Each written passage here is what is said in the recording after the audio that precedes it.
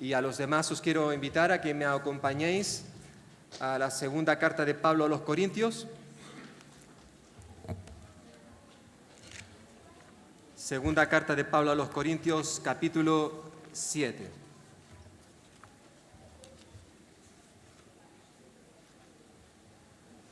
Vamos a retomar nuevamente la serie de predicaciones en esta carta. Y en esta mañana vamos a estar centrados en los versículos 8 al 12 del capítulo 7. Pero primero vamos a orar. Señor, hemos leído hace un momento en tu palabra que tú nos invitas a que nos paremos para escuchar lo que tú tienes que decirnos a través de tu palabra, por medio de ella. Y queremos, Señor, pues inclinar nuestros oídos para escuchar tu voz, con el propósito de que lo que tú nos vas a decir hoy, lo que tú nos vas a enseñar a través de tu palabra, no solamente pueda ser guardado en nuestro corazón, sino también aplicado. Queremos obedecer lo que tú nos mandas a través de tu palabra. Queremos tener oídos atentos para escuchar a tu Espíritu hablándonos, Señor. Por eso te pedimos que si en este momento hay algún pecado en nuestra vida, pues que tú lo perdones, que tú nos limpies de toda maldad, Señor. Y también te pedimos que si en esta hora hay algún amigo, alguna amiga que está entre nosotros, que aún no te conoce como un Dios personal, pues que en el día de hoy tú le puedas hablar, Señor. Que tú puedas cambiar nuestros corazones. Queremos volvernos a ti, que tu palabra nos reprenda, que tu palabra nos redarguya, que nos instruya con el propósito de cada vez parecernos más a tu Hijo Jesucristo. Bendice, Señor, esta palabra, pues te lo pedimos en el nombre de tu Hijo Jesucristo. Amén. Amén. Dice 2 de Corintios, capítulo 7, versículo 8. Porque aunque os contristé con la carta, no me pesa, aunque entonces lo lamenté, porque veo que aquella carta, aunque por algún tiempo os contristó, os entristeció, ahora me gozo, no porque hayáis sido entristecidos, sino porque fuisteis entristecidos para arrepentimiento, porque habéis sido contristados según Dios, para que ninguna pérdida padecieseis por nuestra parte. Porque la tristeza que es según Dios produce arrepentimiento para salvación, de que no hay que arrepentirse, pero la tristeza del mundo produce muerte. Porque he aquí esto mismo de que hayáis sido contristados según Dios, qué solicitud produjo en vosotros, qué defensa, qué indignación, qué temor, qué ardiente afecto, qué celo y qué vindicación. En todo os habéis mostrado limpios en el asunto. Así que, aunque os escribí, no fue por causa del que cometió el agravio, ni por causa del que lo padeció, sino para que se os hiciese manifiesta nuestra solicitud que tenemos por vosotros delante de Dios. Y vamos a estar en esta mañana viendo, observando, extrayendo algunas de las enseñanzas que este pasaje nos da. ¿Qué pensarías, hermano, hermana, o amigo o amiga que estás aquí? ¿Qué pensarías si llevas unos días que no te encuentras bien, decides ir al médico, el cual te examina y después de diferentes pruebas médicas, el médico descubre que tienes un tumor que tiene que ser extirpado urgentemente y que después de esta operación vas a tener que recibir un tratamiento de quimioterapia. Hay muchas posibilidades, no es un tipo de cáncer agresivo, pero obviamente hay que intervenir inmediatamente, de manera urgente. El médico ya tiene el diagnóstico, pero te conoce desde hace muchos años. Tiene un gran aprecio hacia ti y no quiere ponerte triste, que sufras por esta noticia. Por tanto, no te la cuenta. Te oculta la gravedad de tu enfermedad. No te dice nada. ¿Qué pensarías acerca de este médico? ¿Crees que estaría obrando bien al ocultarte la verdad? ¿Esconderte la gravedad de la situación? Bueno, supongo que todos estaríais de acuerdo conmigo en que el médico, si actuara así, no estaría obrando correctamente. Claro que la noticia te va a hacer sufrir, te va a producir una profunda tristeza, pero él tiene que decirte qué está pasando contigo. Según hemos estado viendo en estos últimos tiempos, el apóstol Pablo había estado en Corinto. Se nos dice allí en Hechos capítulo 18, por primera vez, fundó aquella iglesia, estuvo 18 meses predicando el Evangelio hasta que se estableció una iglesia sólida. Luego Pablo se marchó y siguió con sus viajes misioneros, pero un tiempo después le llegó la información de que en la iglesia de Corinto las cosas no iban bien. Realmente la salud espiritual de la iglesia estaba muy mal, por una serie de pecados que estaban ocurriendo dentro de ella. La situación era realmente grave. Es por eso que aquello le llenó a Pablo de una profunda tristeza.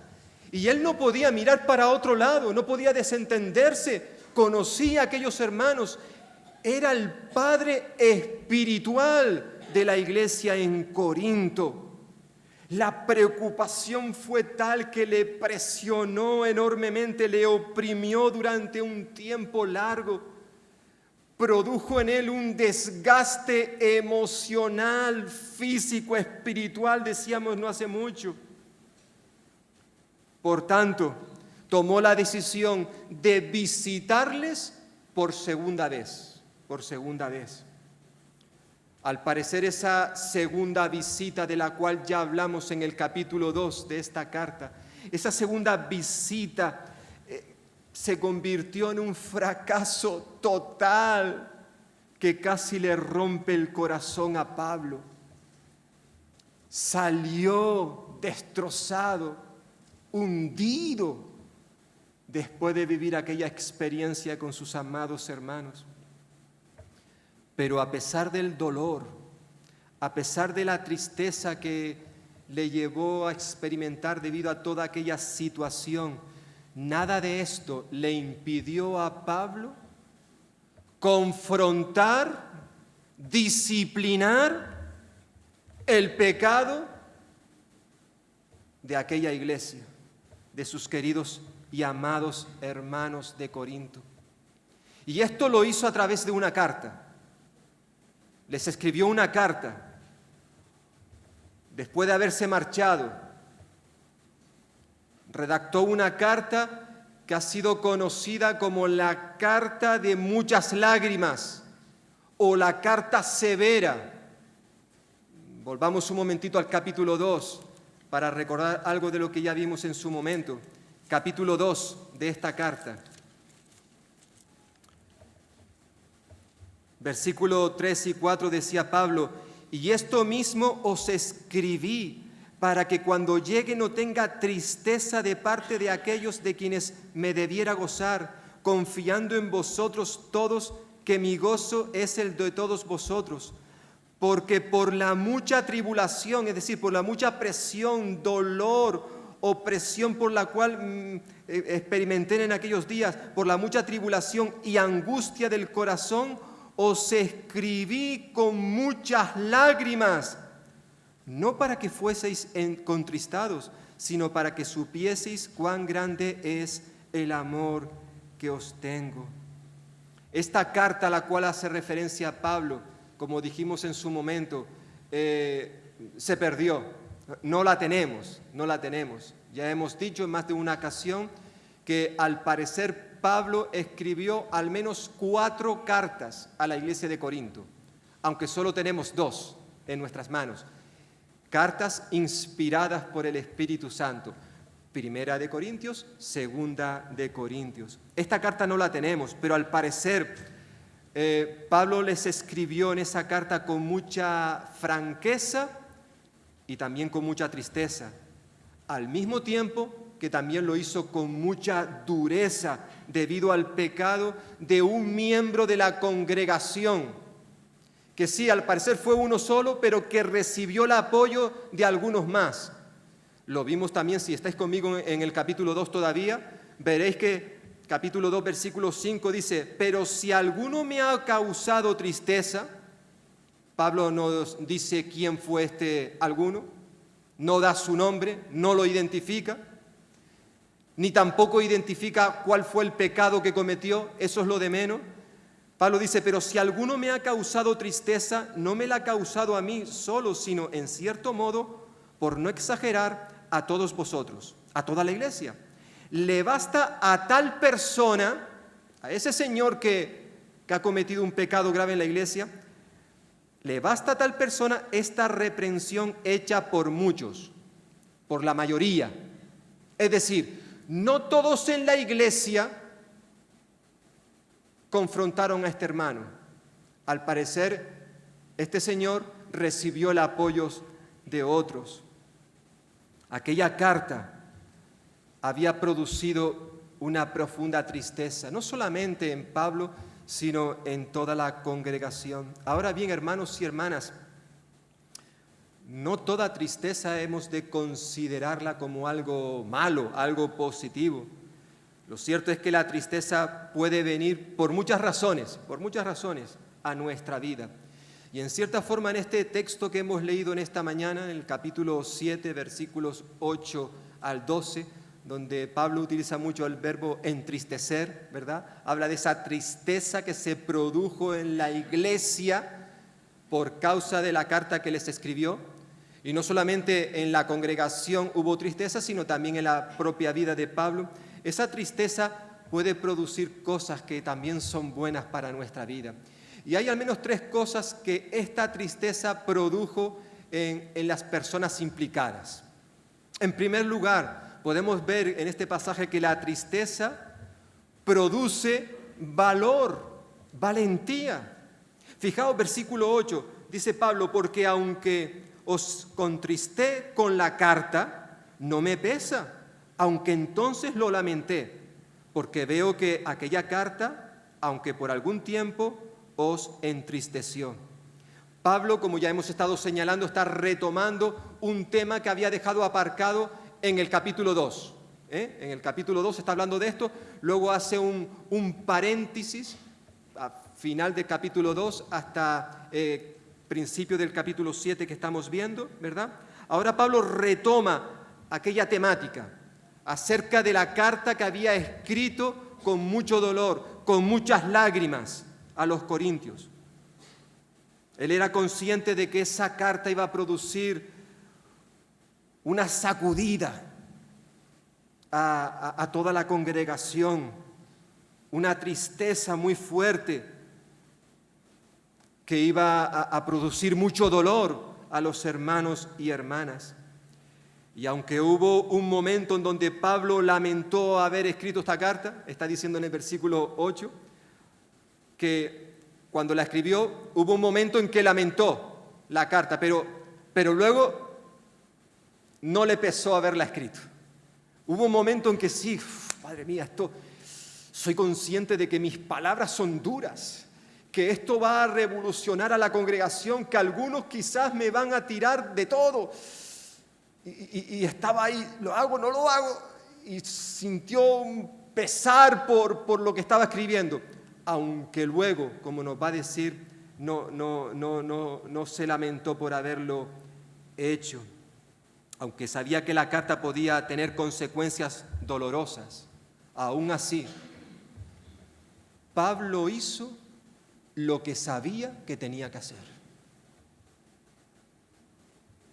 Él hizo lo que sabía que tenía que hacer.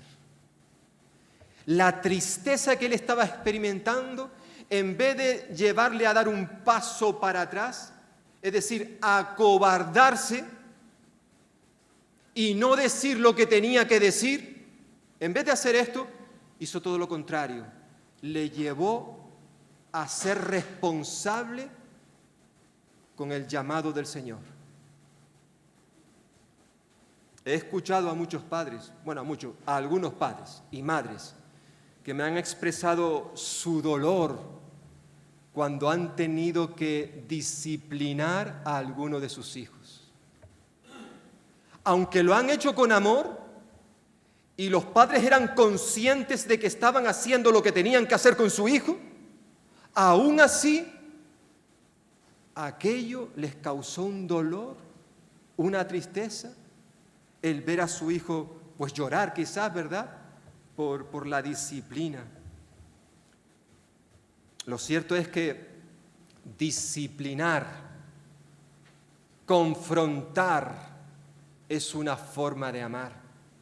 Y unos padres y madres, que están dispuestos a confrontar, a disciplinar a sus hijos, esos padres están diciendo a sus hijos y a sus hijas: te amo, te quiero, y por eso tengo que corregirte. Ya lo decía el autor de Proverbios, capítulo 13, versículo 24, no corregir al hijo es no quererlo. Amarlo es disciplinarlo a su tiempo.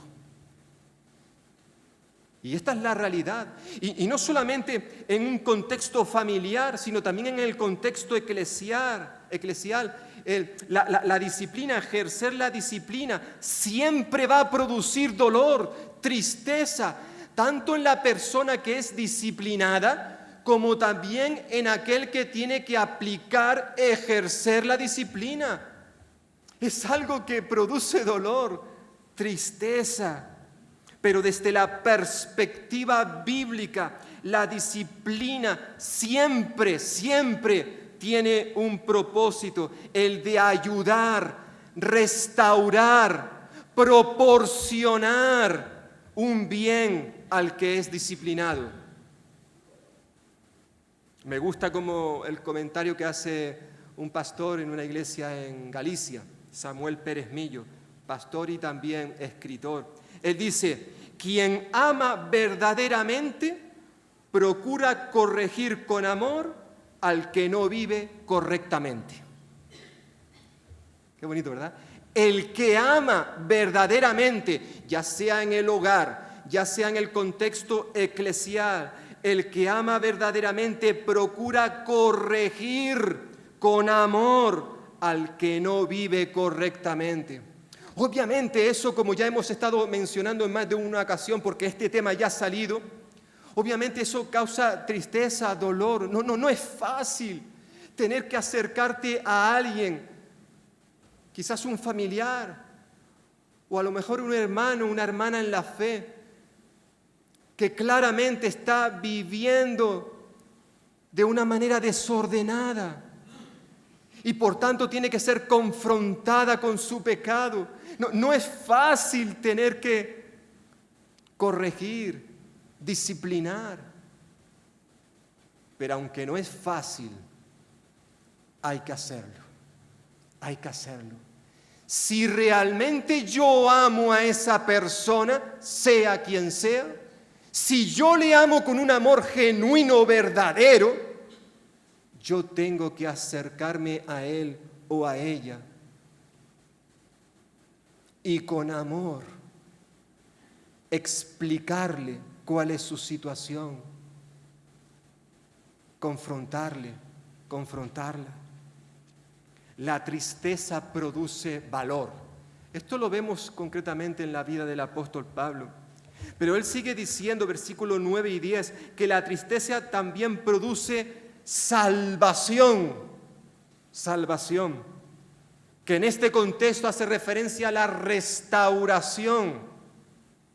Versículos 9 y 10, ahora me gozo, no porque hayáis sido contristados, sino porque fuisteis contristados para arrepentimiento, porque habéis sido contristados según Dios, para que ninguna pérdida padecieseis por nuestra parte, Aunque es cierto que los que habían sido disciplinados, en este caso algunos miembros en la iglesia de Corinto, como el que había ejercido la disciplina, el apóstol Pablo, y la iglesia también participó en ello. Aunque habían sido entristecidos, esto duró poco tiempo. Es lo que está diciendo versículo 8. Aunque por algún tiempo, esta expresión en el griego al parecer significa un breve tiempo, fue algo que duró muy poquito. Sí, estuvieron tristes cuando recibieron la carta por lo que estaban escuchando, porque estaban siendo confrontados. Pablo también sintió tristeza, dolor por tener que confrontar a los hermanos por aquellos pecados, pero eso duró muy poco tiempo. Ahora, sobre todo después de lo que vimos ya en los versículos anteriores, donde se nos dice recordad, Pablo escribió la carta, se la dio a Tito, Tito fue a Corinto, la leyó y fue como un mediador, hizo un trabajo pastoral dentro de la congregación. Bueno, cuando Tito regresa, lo vimos en los versículos anteriores, trajo la buena noticia a Pablo de que la carta había alcanzado su objetivo, que no era otro que el de llevar a aquellos hermanos y hermanas, especialmente al ofensor, a que se arrepintieran, se volvieran al Señor. Y es por eso que una vez que Pablo se ha enterado de esta buena noticia, comienza versículo 9 diciendo, ahora me gozo. En el versículo 7 vimos la otra vez, Pablo dijo, me regocijé aún más. Obviamente, y lo está diciendo ahora en el versículo 9, Pablo no se gozaba porque los hermanos corintios lo hubiesen pasado mal, no. Ahora me gozo, no porque hayáis sido entristecidos, no, sino porque su carta había alcanzado su objetivo, la de llevar a los hermanos al arrepentimiento. Es obvio, por lo que estamos leyendo, que la tristeza que experimentaron los corintios, de la cual se nos está hablando aquí una y otra vez, esta tristeza, hermanos y hermanas, amigos, amigas, vino la tristeza como consecuencia de haber leído la carta de Pablo. Esta tristeza fue producida según Dios, versículo 9, es decir, el único que puede convencer a un hombre o a una mujer de que es pecador es Dios, es Dios. Y ese convencimiento lleva a una persona a entristecerse. Estos hermanos que eran creyentes experimentaron esta tristeza cuando escucharon aquella confrontación. Las palabras de Pablo les llevó a convencerse de que estaban actuando de manera incorrecta. Estaban caminando de espaldas a Dios. Y la carta de muchas lágrimas les llevó a convencerse de sus pecados. La carta de la que Pablo hace referencia aquí, como ya hemos dicho, no la tenemos, pero sí tenemos otras cartas que han sido inspiradas por el Espíritu Santo. Es decir, tienen su origen en Dios, aunque fueron unos hombres de carne y hueso los que escribieron dichas cartas, dichos libros que encontramos en el Nuevo Testamento como en el Antiguo Testamento. Esas cartas tenían a Dios detrás. Él estaba actuando sobre esos hombres para que escribieran lo que Dios quería que tú y yo conociéramos. Por eso dice el apóstol Pablo en su segunda carta a Timoteo, capítulo 3, versículo 16, que toda la escritura es inspirada por Dios, tiene su origen en Dios. Y toda, aunque es cierto que Pablo cuando escribe esto a Timoteo, él está pensando, obviamente tiene en mente el Antiguo Testamento, los 39 libros que forman parte de la Escritura, en esa parte, en la primera parte, ¿verdad?, el Antiguo Testamento. Obviamente esto también se supone, entendemos y creemos que se aplica a los libros del Nuevo Testamento, que todavía no habían sido escritos, estaba en ese proceso. Pablo, por tanto, dice, toda la Escritura es inspirada por Dios. Entendemos que son los 66 libros que hay aquí, 39 en el Antiguo Testamento, 27 en el Nuevo Testamento. Y dice Pablo ahí a Timoteo que toda esa escritura es útil. Qué palabra más hermosa. Útil. ¿Para qué? Para enseñarnos, redarguirnos, instruirnos, corregirnos, con el propósito de que el hombre, la mujer de Dios, estén perfectamente equipados para llevar la obra de Dios adelante. Toda la Escritura está inspirada por Dios y es útil. Es una palabra viva que tiene poder, diría también el autor de Hebreos capítulo 4, versículo 12. Porque la palabra de Dios tiene vida y poder, o es viva y eficaz. Es más cortante que cualquier espada de dos filos y penetra hasta lo más profundo del alma y del espíritu, hasta lo más íntimo de la persona, y somete a juicio los pensamientos y las intenciones del corazón. Los corintios recibieron al menos 2 cartas inspiradas por Dios.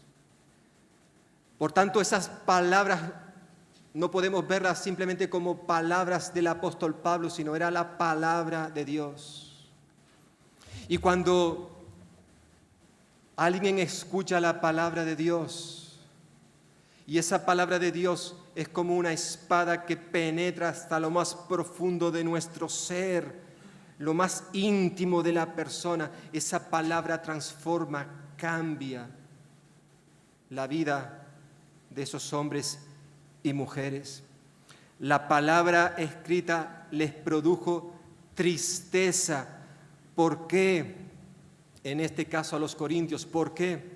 Porque les hizo ser conscientes de sus pecados, de que no estaban haciendo las cosas bien, y por tanto era necesario arrepentirse, es decir, cambiar su actitud, que en cierta forma es el significado que tiene la palabra arrepentimiento en hebreo, o cambiar de mentalidad, que es el significado que tiene la palabra arrepentimiento en griego. Había que tener un cambio completo en la persona. Pablo está diciendo aquí en nuestro texto, versículo 9, que debido a que fueron entristecidos por aquella carta, esa tristeza les llevó al arrepentimiento. Hubo un cambio radical en sus vidas. Eso es lo que sucede cuando un hombre y una mujer deciden seguir a Cristo. Cuando le invitamos a que Él venga a nuestro corazón para que sea el Señor y Salvador de nuestra vida. En ese instante, en ese momento de la conversión, había dicho Pablo en esta carta, capítulo 5, versículo 17, que en ese instante esa persona se convierte en una nueva persona. De modo que si alguno está en Cristo, nueva persona es. Las cosas viejas pasaron. A partir de ahora todas son hechas nuevas. Hay un cambio, hay un volverse al Señor. Ahora mi forma de actuar, mi forma de pensar son completamente diferentes, distintas a cómo vivía antes de conocer a Cristo. Esto fue lo que ocurrió en la vida de los corintios en el pasado. La carta les llevó al arrepentimiento y así evitaron tener que sufrir un daño espiritual mayor. Por eso sigue diciendo versículo 9, dice, porque habéis sido contristados según Dios, ¿para qué? Para que ninguna pérdida padecieseis por nuestra parte. Piensa por un momento, hermano y hermana, si Pablo no hubiese cumplido con su responsabilidad de confrontar los pecados que había en la iglesia de Corinto, esto habría desembocado en un mayor sufrimiento espiritual para la iglesia. Pero no llegaron ahí. ¿Por qué? Porque se arrepintieron antes. ¿Para qué? Para que ninguna pérdida padecieseis por nuestra parte. Y ya la iglesia de Corinto había recibido al menos una primera carta que tenemos, inspirada. Y allí Pablo hablaba de la importancia de tomarnos en serio la adoración a Dios, que no podemos venir a su casa y ofrecerle un culto de cualquier manera, que nuestro corazón tiene que estar a bien con Él, porque si no hay consecuencias. Allí en Primera de Corintios capítulo 11, si me acompañáis, para que podáis leer lo mismo que yo voy a leer, capítulo 11, en ese contexto de celebración de los cultos, a la hora en especial de participar de la Santa Cena o la mesa del Señor o la comunión. Algunos no estaban haciendo las cosas bien y no estaban siendo conscientes de que al participar de la mesa esto no se podía hacer de manera indigna. Es por eso que algunos, por no haber hecho las cosas como se tenían que haber hecho, versículo 30 del capítulo 11, por lo cual hay muchos enfermos y debilitados entre vosotros, y muchos duermen. Pablo está haciendo referencia a creyentes, miembros de la iglesia de Corinto, que algunos, debido a que estaban viviendo en pecado, estaban débiles. Algunos habían enfermados físicamente hablando y algunos dormían. Y hermanos y hermanas, cuando dice que algunos duermen, no es que alguno en el culto se estaba durmiendo, como a veces sucede. Puede pasar, no pasa nada. Yo a veces he visto hermanos y hermanas durmiendo, no pasa nada, a mí no me enfada eso. No, cuando Pablo dice que algunos duermen, quiere decir que algunos habían muerto. Ya estaban con el Señor. Pablo ahora en la segunda carta, donde estamos en el capítulo 7, en cierta forma está agradeciéndole al Señor que a estos hermanos que fueron entristecidos, ahora por haberse arrepentido, no iban a padecer males mayores. Versículo 9. Y sigue diciendo versículo 10. Porque la tristeza que es según Dios produce arrepentimiento para salvación, de que no hay que arrepentirse, pero la tristeza del mundo produce muerte.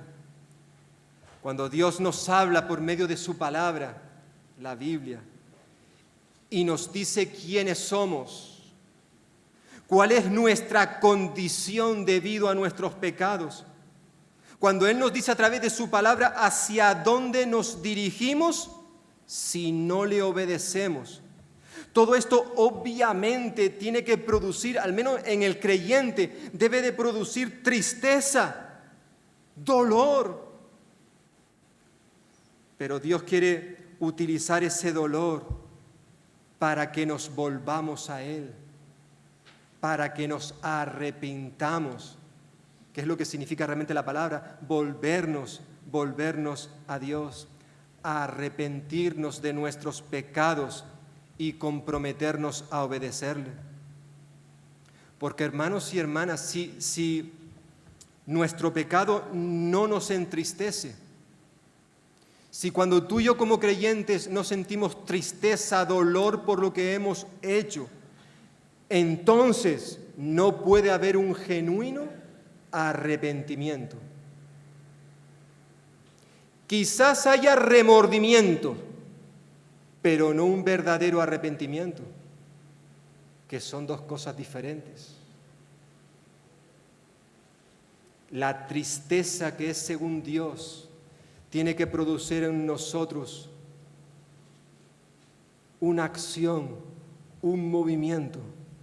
Nos tiene que llevar a darnos cuenta de que no estamos haciendo las cosas bien y por tanto tenemos que llorar, arrepentirnos de nuestros pecados, pedirle perdón a Dios, confesar lo mal que hemos hecho las cosas. Porque si no lo hacemos, podemos experimentar tristes y dolorosas consecuencias. La tristeza que es según Dios produce arrepentimiento para salvación, dice versículo 10.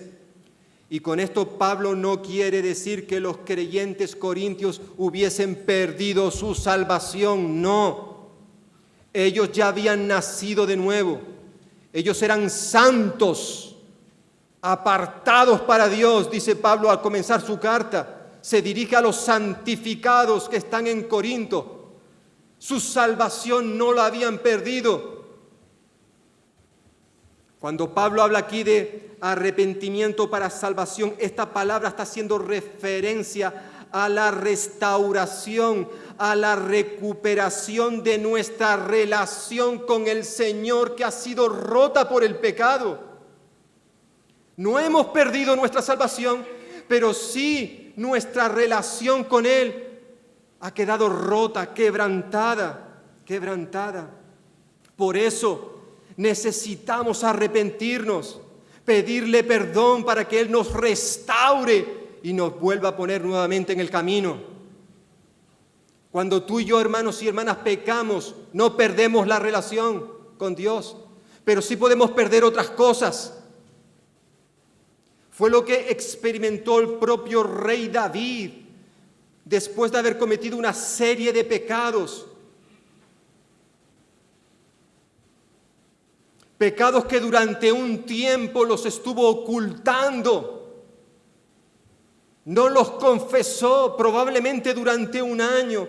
Pecados como adulterio, asesinato, soberbia, orgullo, mentiras, hipocresías. Y lo tenía oculto.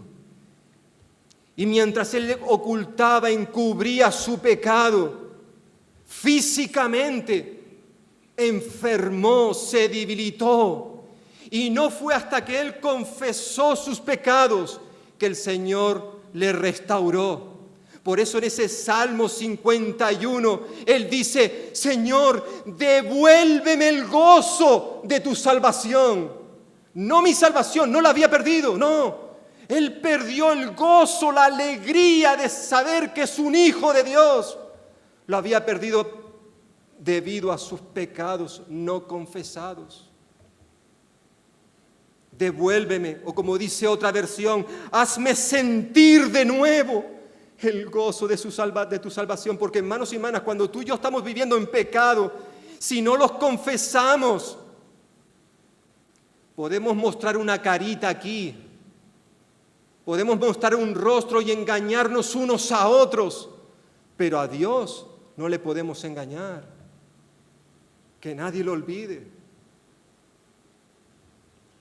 Pablo añade que cuando esa tristeza que es según Dios nos invade, esa tristeza nos lleva a un arrepentimiento para salvación, para restauración, reparación. Volvemos a estar en el camino, ¿verdad? Y de esto no nos tenemos que arrepentir. Es lo que dice ahí en una frase un poco extraña. En el versículo 10 dice: porque la tristeza que es según de Dios produce arrepentimiento para salvación, de que no hay que arrepentirse. Es una frase un poquito rara, ¿no? Lo que está diciendo Pablo aquí es que cuando uno se arrepiente de sus pecados, jamás se arrepentirá de haberlo hecho. Qué bueno, ¿verdad? Cuando tú y yo acudimos al Señor, Señor, nada soy, no merezco nada de ti, merezco una eterna perdición, pero gracias porque tú moriste por mí, gracias porque tú has derramado tu gracia, no merezco nada, pero en esta hora me arrepiento de mis pecados, los confieso, te pido perdón. Cuando tú y yo hacemos esto, está diciendo Pablo aquí, jamás nos arrepentiremos de haberlo hecho, de haber seguido a Cristo. Qué hermoso, ¿verdad? Sin embargo, aunque Pablo habla aquí, versículo 10, de la tristeza que es según Dios, produce arrepentimiento, sigue diciendo versículo, que la tristeza del mundo produce la muerte. Es decir, por un lado, la tristeza divina produce arrepentimiento, la tristeza humana produce la muerte.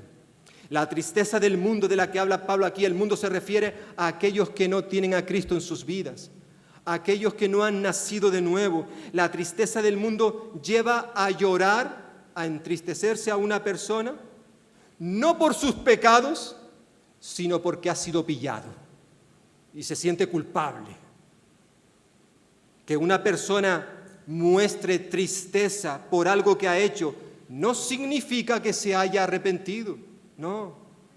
Y un ejemplo que se suele dar por regla general en cuanto a este asunto es la vida de dos apóstoles que estuvieron con Jesús. Por un lado, Pedro, el apóstol Pedro, él pecó contra Dios, hizo algo que no tenía que haber hecho, cuando negó al Señor hasta en 3 ocasiones seguidas. Pero nos dice el texto bíblico que cuando esto ocurrió, Pedro lloró amargamente. Pero no solamente lloró amargamente, sino que luego se arrepintió y se volvió al Señor y recibió salvación, es decir, restauración. Dios lo usó para que él fuera uno de los cabezas, uno de los pilares de la iglesia primitiva. Qué hermoso, ¿verdad? Hubo un verdadero arrepentimiento.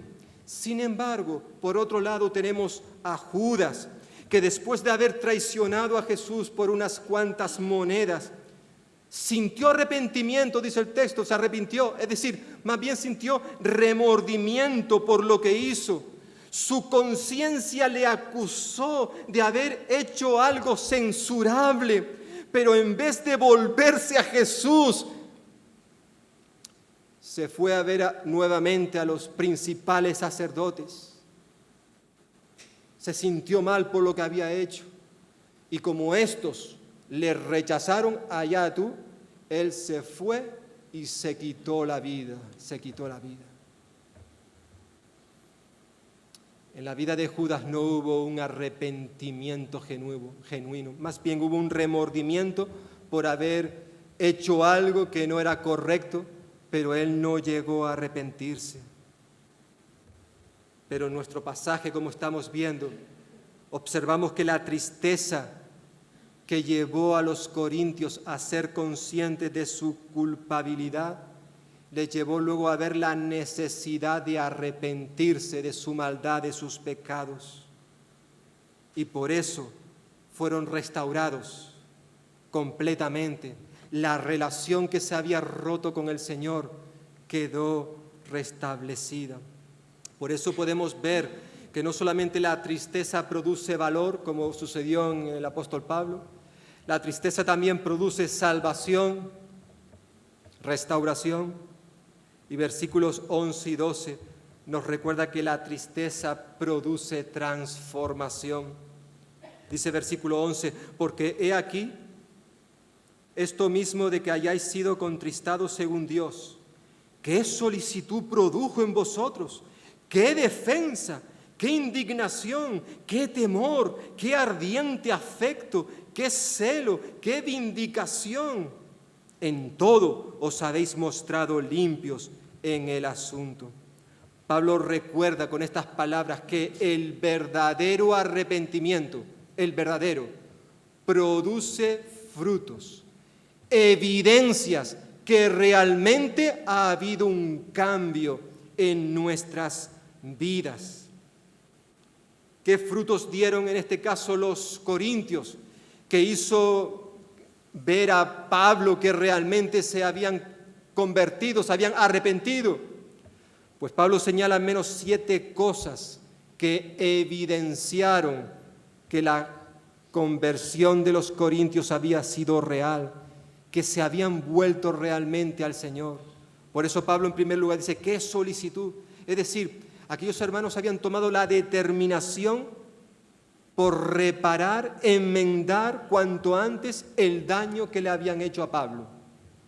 Hay que pedir perdón, hay que reconocer los errores, pero luego vamos a hacer todo lo posible para enmendar el mal ocasionado. ¡Qué solicitud! ¡Qué defensa! La palabra griega que se utiliza aquí es nuestra palabra para apología, ¿verdad? Cuando queremos defender una posición, por ejemplo, ¿verdad? Los corintios procuraron por todos sus medios limpiar lo que habían ensuciado con su mal testimonio. No solamente en cuanto a lo que a Pablo se refiere, sino también a la propia iglesia había sido dañada. En tercer lugar, qué indignación. Es decir, los corintios se habían enfadado, habían mostrado su indignación, por un lado, hacia el hermano que había cometido esos pecados, ese hermano que había ofendido tanto a Pablo, pero en cierta forma también estaban enojados con ellos mismos. Qué indignación produjo también en ellos, porque no habían hecho las cosas desde un principio bien. ¡Qué temor! En cuarto lugar, es decir, los corintios habían decidido mostrar un respeto, una reverencia, primeramente hacia Dios, porque el principio de la sabiduría es el temor de Dios, respeto, reverencia, no solamente hacia Dios, sino también hacia sus siervos, a esos hombres y mujeres que proclaman la verdad del Evangelio. En quinto lugar, su ardiente afecto, es decir, los corintios mostraron un anhelo profundo por volver a ver pronto a Pablo personalmente, nada de cartas, sino verlo personalmente para hacer las paces, ardiente afecto. ¡Qué celo también mostraron! Es decir, un profundo interés por apoyar al apóstol, especialmente frente a aquellos que estaban acusándole de tantas cosas, como hemos estado viendo y seguiremos viendo. Y por último, qué vindicación. Los corintios también mostraron su interés por defender a Pablo ante tantas acusaciones falsas que levantaron contra él. Y aunque Pablo reconoce que en gran parte los miembros de la congregación se habían mostrado limpios en todos estos asuntos, termina versículo 11, en todo esto os habéis mostrado limpios. Es cierto que quizás en algunos aspectos podríamos decir que la iglesia de manera general podía haber hecho algo más por Pablo, pero Pablo humildemente pues reconoce que vale, quizás no hicieron las cosas como tenían que hacerlas, pero se habían mostrado limpios en todo este asunto. Pablo reconoció y manifestó a través de estas palabras, sobre todo versículo 11, que cuando una persona realmente se ha arrepentido de sus pecados, eso se va a evidenciar por una serie de frutos. Van a haber cosas que van a mostrar que realmente nuestro arrepentimiento ha sido verdadero, genuino. Porque no podemos decir que nos hemos arrepentido de haberle fallado al Señor y seguir viviendo de la misma manera. Pablo concluye versículo 12 de nuestro texto para hoy, recordándonos cuál fue el propósito por el cual escribió aquella carta que tanta tristeza trajo tanto a los destinatarios como al remitente, al propio apóstol. Él no escribió la carta para avergonzar o condenar a aquel que le había hecho tanto daño, al ofensor. Dice versículo 12, así que, aunque os escribí, no fue por causa del que cometió el agravio, ni por causa del que lo padeció, es decir, el propio Pablo. Yo fui quien padeció todo aquello, ¿no? sino que la escribí para que se os hiciese manifiesta nuestra solicitud que tenemos por vosotros delante de Dios. Es decir, Pablo escribía esta carta con el propósito de buscar la reconciliación, la unión, la unidad dentro de la iglesia, entre los corintios, unos con otros, y también con Pablo, que no lo tuvieran al margen. Pablo no podía ocultar estas verdades. Hemos comenzado este culto pues haciendo referencia a la Semana Unida de Oración y leyendo ahí Salmo 78, decíamos según este programa que no podemos ocultar lo que Dios ha revelado, no podemos callarlo. Pablo era consciente de que tendría que pagar un alto precio si se atrevía a confrontar a la iglesia de Corinto por toda esa situación tan grave que se estaba viviendo en la congregación. Sabía que muchos se iban a entristecer. Él sabía que muchos le iban a señalar con el dedo. Estaba muy preocupado cuando envió a Tito con la carta. ¿Cómo tratarían a mi querido Tito?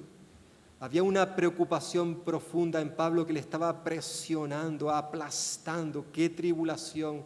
Dice, nos había señalado en el versículo 5 de este capítulo, porque de verdad cuando vinimos a Macedonia ningún reposo tuvo nuestro cuerpo, sino que en todo fuimos atribulados, de fuera conflictos, de dentro temores.